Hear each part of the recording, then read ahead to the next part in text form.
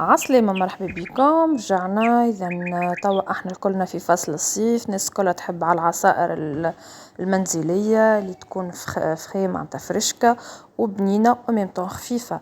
اليوم كيما تراو جبت لكم عصير الفريز اللي هو حاجة سهلة تنجموا تعتمدوها في مناسباتكم. لهنا أول حاجة تاخذوا كمية الفريز اللي حاشتكم بها، مش قيدكم أنا بكمية معينة، تحبوا رطل كيلو نص رطل اللي تحبوه انتوما، تنظفوه كيف ما قاعدين تراو، تغسلوه بعد تحطوه يتكنجل، على خاطر كيف يتكنجل الفريز تكون كل كعبة وحدها ويطرح لكم بالميكسور بارد ويعطيكم تكستور ياسر بنينة، هي التكستور اللي معناتها تشريو فيها انتوما من الشارع.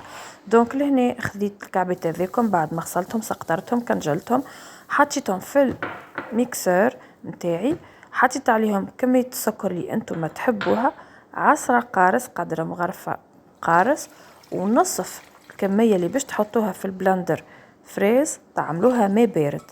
يعني الماء مثلا ريتو قداش انا عندي كونتيتي متاع فريز، النصف متاعها ماء، هكاكا تجيكم التكستور متاعها خاطره شويه ما تجيش مايها هاكم قاعدين تراو، و ميم طون تجيكم خفيفه.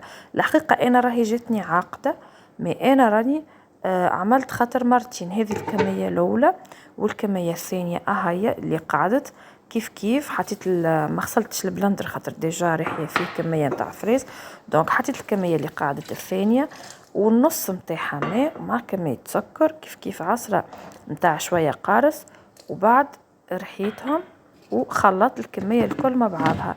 لهنا كيما قاعدين تراو دونك الفريز متاعي جاني خاطر بطريقه معقوله، واقف خاطر التكستور متاعو بارده باهيه. واذا كان ما عندكمش وقت باش تكنجلوا الفريز تنجموا تعوضوه معناتها ترحيو مع جلاسون، وتقراو بحساب اللي الجلاسون هذاك باش يولي لكم يعوض بارتي متاع ماء.